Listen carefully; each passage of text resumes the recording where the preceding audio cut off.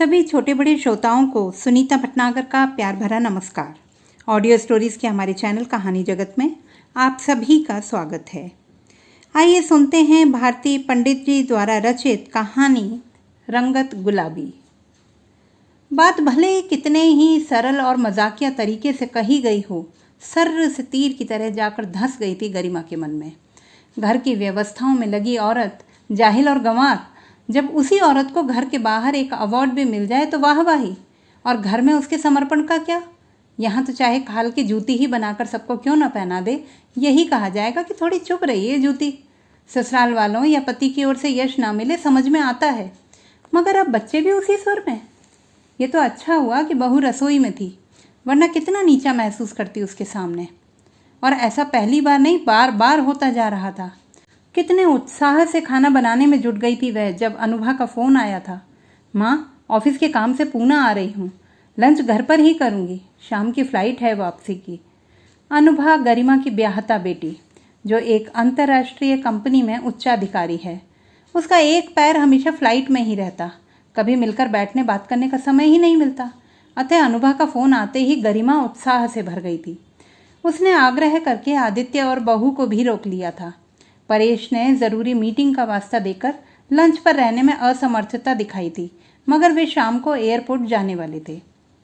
अनुभा की फ़्लाइट सुबह 9 बजे की थी। दफ्तर का काम निपटाकर 1 बजे तक आती हूँ कहती कहती अनुभा 2:30 बजे पहुँची।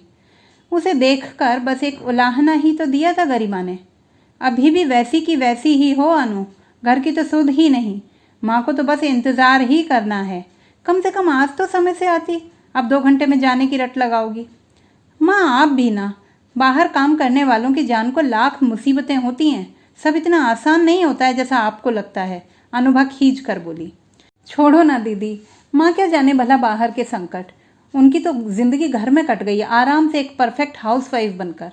उनके लिए तो घर मेरा मंदिर, घर मेरी पूजा। आदित्य ने अनुभा को मजाकिया लहजे में समझाते हुए कहा, और दोनों खिलखिलाकर हंस पड़े। उनकी हंसी किसी तीर की तरह धंस गई थी गरिमा के कलेजे में। उसका चेहरा शोभ से काला पड़ गया और आंखें पनीली हो गई थी। माँ का चेहरा देखकर बच्चे समझ गए कि इस बार माँ ने यह सब सहजता से नहीं लिया है। सॉरी माँ, हमारा वो मतलब नहीं था, आदित्य ने कहा। उस समय तो गरिमा ने नॉर्मल होने का दिखावा किया, मगर अनुभा के जाते ही अपने कमरे में बंद हो जार जार रो पड़ी थी वह। हाउसवाइफ शब्द हथौड़े की तरह चोट कर रहा था उसके दिमाग पर। कौन थी गरिमा? एक जाहिल गंवार अशिक्षित स्त्री जिसे बच्चे जब जी में आए लताड़ सकें, जिसकी हंसी उड़ा सकें। रोते रोते जब वह थक गई तो धीमे कदमों से उठकर अलमारी से अपनी फाइल निकाली। फाइल में रखी एमए साहित्य, एमए पत्रकारिता जैसी कई डिग्रियां उसे मुंह चिढ़ा रही थीं। ढेरों इनामी प्रमाण पत्र, छपी हुई रचनाओं की कटिंग्स। देर तक वह हसरत से हाथ फेरती रही उन पर, मानो अपना खोया हुआ आत्मविश्वास, खोई हुई पहचान पुनः पाना चाहती हो। शादी के बाद नौकरी नहीं छोड़ूंगी, इसी शर्त पर तो गरिमा ने परेश से शादी के लिए हाँ की थी। अच्छी खासी नौकरी थी उसकी, और एक से भले 2 कमाऊ हाथ, यही सोचकर परेश ने उसकी शर्त मान ली थी। अनुभा के होने तक सब ठीक चलता रहा, मगर अनुभा के कुछ माह की होते ही परेश की माँ चल बसी। इतनी छोटी बच्ची को कौन संभाले, यह यक्ष प्रश्न सामने खड़ा था। परेश ने गरिमा को साल भर का ब्रेक लेने को कहा। कोई और विकल्प ही नहीं था। न चाहते हुए भी गरिमा को ब्रेक लेना ही पड़ा। अनुभा 1.5 साल की हुई तो उसके लिए बाई का बंदोबस्त करके अनुभा ने फिर नौकरी ज्वाइन की, मगर चीज़ें उतनी आसान नहीं रह गई थी। 6 महीने बाद ही गरिमा और परेश की जरा सी असावधानी के परिणाम स्वरूप सामने आया 3 महीने का गर्भ। गरिमा हतप्रभ थी। इस अनचाहे मेहमान के लिए न तो शारीरिक तैयारी थी और न ही मानसिक। और फिर एक ब्रेक। आदित्य का जन्म हुआ। दुबला पतला बिल्कुल कमज़ोर बच्चा, दिन रात रो रो कर हलकान किए रहता। घर से डॉक्टर के क्लिनिक की दौड़ ही खत्म नहीं होती थी गरिमा की। इसी समय परेश का प्रमोशन हुआ, काम बढ़ गया और काम का दायरा और टूर भी बढ़ गए। घर में रहते तो भी घर ऑफिस ही बना रहता। दोनों बच्चों की जिम्मेदारी गरिमा के कंधों पर आ टिकी। इस बार शुरू हुआ ब्रेक सालों साल खिंच गया। बच्चे बड़े हुए, स्कूल जाने लगे, और इस बीच गरिमा अपने काम दफ्तर सबको भूल बस घर की व्यस्तताओं में मस्त हो गई। जब कुछ वक्त मिलता तो थोड़ा लिख लेती, वह कहीं छप जाता और मन को अपने कुछ खास होने का एहसास दे जाता। अनुभा शायद 9वीं कक्षा में थी जब अचानक सावी घर आ धमकी थी। उसकी क्लासमेट रही थी वह, बोल्ड और बिंदास सावी। बिना किसी लाग लपेट के बोली, गरिमा डियर, मैं एक मैगजीन लॉन्च कर रही हूँ और उसके संपादकीय समूह में मुझे तुम्हारी ज़रूरत है। अगले सोमवार से आ जाओ। घर में कोई अव्यवस्था ना होने पाए इसी शर्त पर परेश की सहमति मिल गई। बच्चे भी समझदार थे, अपना अपना काम निपटा ही लेते थे। सालों बाद गरिमा का सफ़र फिर शुरू हुआ।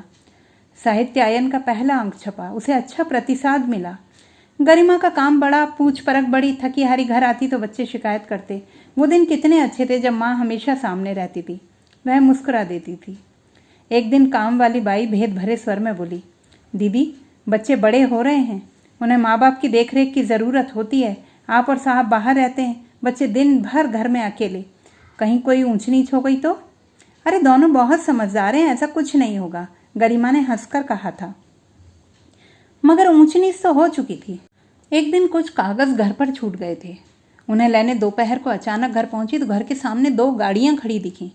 घर में घुसी तो 2 अजनबी लड़कों को घर में घुसा पाया। एक लड़का आदित्य के साथ सिगरेट का धुआं उड़ा रहा था तो दूसरा अनुभा के साथ कमरे में। सारा दृश्य देखते ही उसके तन बदन में आग लग गई थी। दोनों लड़कों को हाथ पकड़कर बाहर घसीटा। उस दिन पहली बार गरिमा का हाथ उठा और उठता ही चला गया। कड़ा रुख अपनाकर मामला रफा दफा किया गया, मगर इस बार गरिमा के करियर पर ब्रेक नहीं, फुल स्टॉप लग गया था। बच्चों की परवरिश, पढ़ाई और करियर, इन्हीं बातों को उसने लक्ष्य बना लिया था।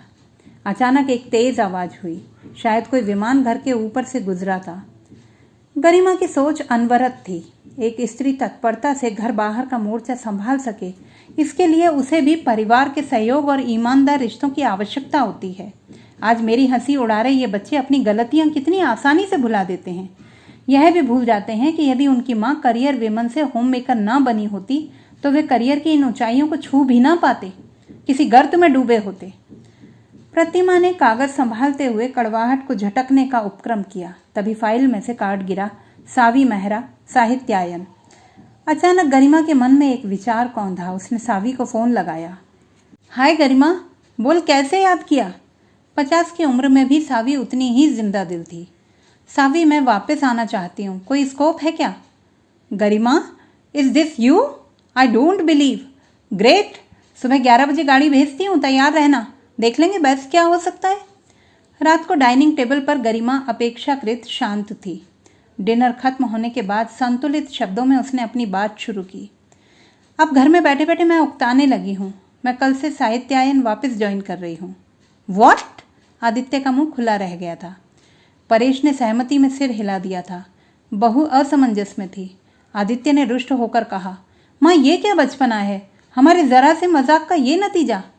मजाक नहीं आदित्य, बड़े दिनों से मन में तो था, मगर डिपार्चर पॉइंट नहीं मिल रहा था, वो आज तुम लोगों ने दे दिया। माँ, आप जानती हैं कि हम दोनों वर्किंग हैं and now we are planning for a child. उसकी देखभाल घर में फुल टाइम मेड है आदित्य, फिर ज़रूरत पड़ी तो बहू ब्रेक ले सकती है। मैंने भी लिया था तुम्हारे और अनुभा के लिए, 1 बार नहीं 2 बार। अंतिम शब्दों को गरिमा ने मानो हौले से चबाते हुए बाहर उछाला था। जीवन निकल गया इसी आपाधापी में, अब थोड़ा सा मन जैसा मुझे भी जीने दो, अपने आप को पहचानने दो। वह कुर्सी खिसकाकर उठ खड़ी हुई। पापा, आप समझाइए ना माँ को, आखिर हमारे बारे में भी तो सोचना चाहिए उन्हें, आदित्य ने शिकायती लहजे में कहा। तुम्हारे मेरे बारे में सोचकर ही तो वह 2 बार आसमान तक पहुंचकर अपने पंख कतर चुकी है आदित्य। अब उसे भी उड़ लेने दो, एक ऊंची उड़ान। मन चाहे जिंदगी जीने का हक जैसा हमें है वैसा उसे भी तो है ना। परेश का गंभीर स्वर सुनकर आदित्य जड़ रह गया था। सीढ़ियां चढ़ती गरिमा के चेहरे पर तसल्ली भरी मुस्कान फैल गई थी। अगले दिन की तैयारी करके गरिमा बड़ी शांति की नींद सोई। जानती थी कि आने वाली सुबह की रंगत उसके लिए कुछ खास थी, गुलाबी, स्निग्ध और आशाओं भरी। तो दोस्तों, ये थी हमारी आज की कहानी। आपको कैसी लगी कमेंट बॉक्स में लिखना ना भूलें। चैनल को सब्सक्राइब करें, लाइक करें और मित्रों के साथ शेयर करें।